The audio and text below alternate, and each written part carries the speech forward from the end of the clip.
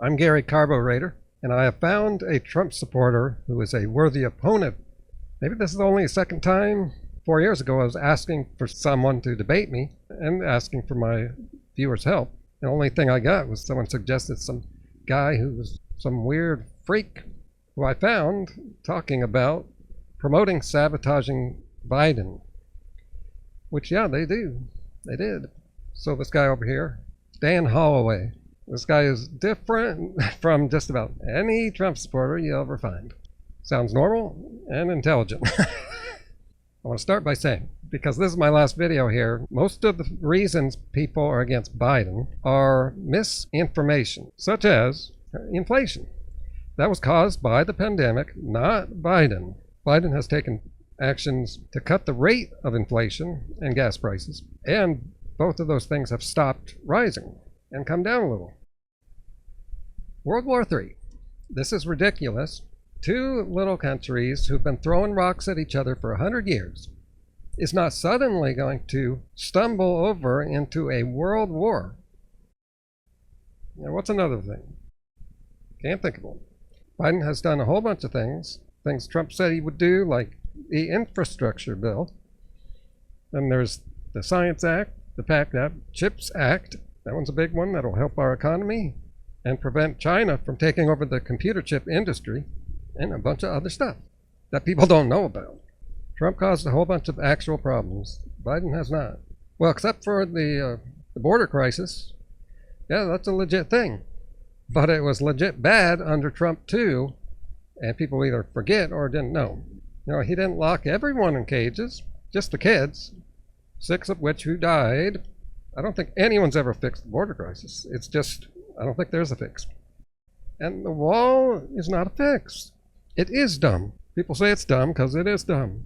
There's pictures of immigrants carrying ladders. Some of them are taking parts of the wall as souvenirs. Then there's flying around to Canada and then coming in.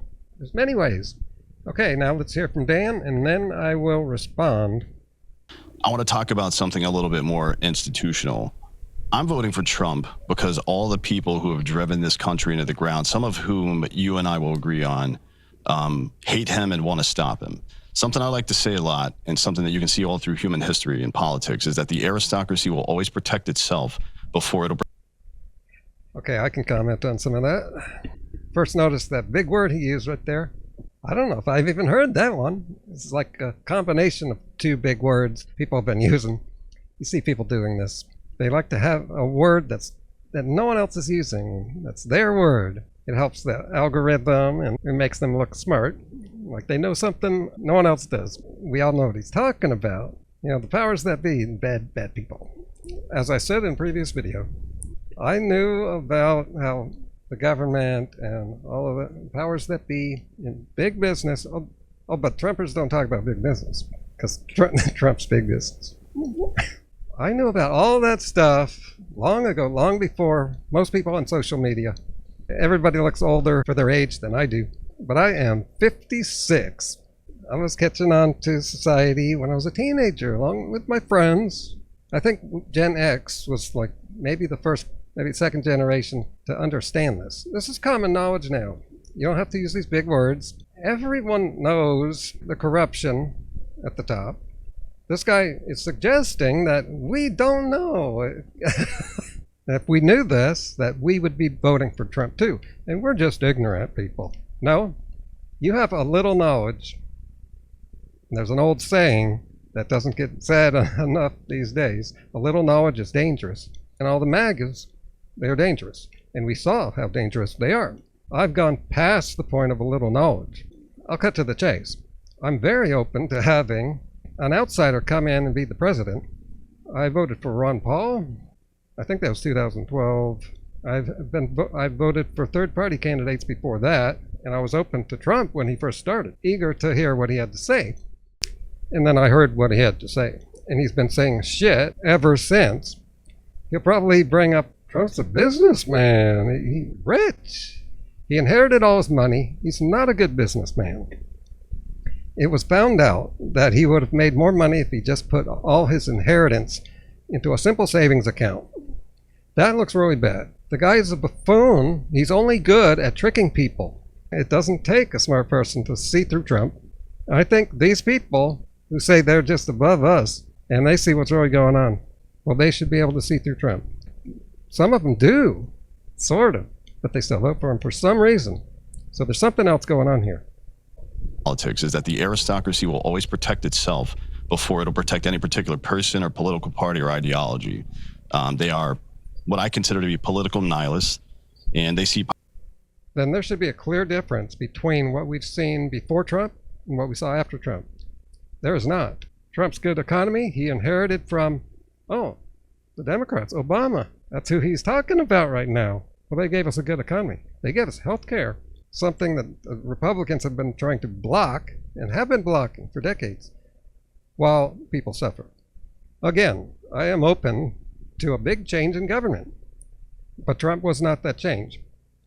He was a change for the worse in most ways, not every way. This guy was like the worst answer to our wishes. Meanwhile, there's a clear difference between the two parties. Democratic Party's much better.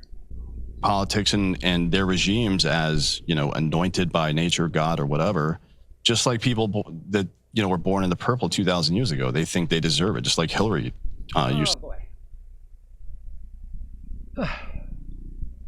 He could be describing Trump right now. Trump has that kind of ego too.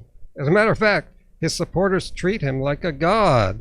So this is kind of ridiculous. And I'll bet you this guy, when he was young, in the 90s, he probably listened to Rush Limbaugh on the radio. I was friends with somebody who was doing that. He also ended up shaving his head and getting tattoos. He probably has a beard now. So I just want to say he's that racist guy I bring up sometimes. Guess where he is now? Guess he's not in prison. I mean, guess what he's doing now? To me, Trump is a threat to their ability to extract labor and wealth from the U.S. I wanted to comment on it. This is not a good reason to vote for Trump because they're against him. They're against Ron Paul too, which is why Ron Paul got 1% of the vote. Where were you guys? Where were you, Dan Hollaway? When Ron Paul got 1%, but he wasn't a famous reality show host. It's too bad that we don't have him instead. No system scales indefinitely. That's why our founders in their wisdom designed a system of a federalist republic where power goes back to the states, right? 9th and 10th Amendments. Because all that wasted intelligence. For years about the need to get money out of politics. If you stop it for the country there was a guy who ran in 2016. He got 1% of the vote too. He ran on that one issue. And we got this instead. And money is not out of politics after 4 years of Trump. Yeah. You talk all the time and have for years about the need to get money out of politics.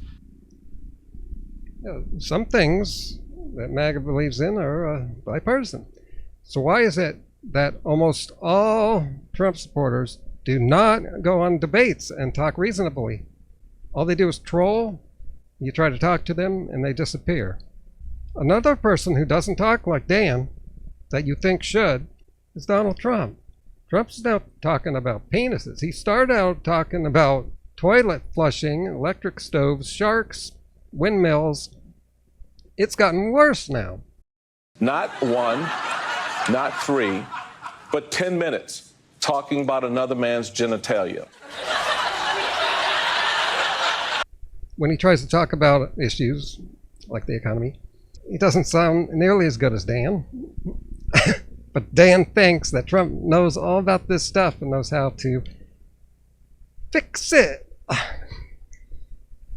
Then he repeated the misinformation that so many people do, no one corrects, that Biden got us into wars. No, the U.S. is not fighting in any wars. He may have gotten us involved, but we just are involved and should be involved in the two things going on over there. It's the right thing to do. Dan is implying that the U.S. is in wars and contrasting it to Trump's term where he didn't start any wars or sent troops anywhere. And Dan tries to BS us by using the constant conflicts we've been in for decades and trying to say that that's different from Trump's term when it is not.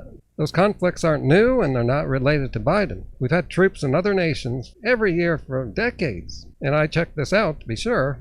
A Defense Department spokesperson told PolitiFact that the U.S. is not currently engaged in a war and no service members fighting in any active war zones. But we have military stationed in areas that are recognized as combat zones. It's nothing like Iraq, and I can go on and on and on, and I have in many other videos. I think I have 60 videos in my playlist called Trump is the Monster. This is really clear, people. Not only do you need to vote in this election, it's super important, it's the only ethical thing to do. You need to vote against Trump. That means voting for the only other person who can beat him.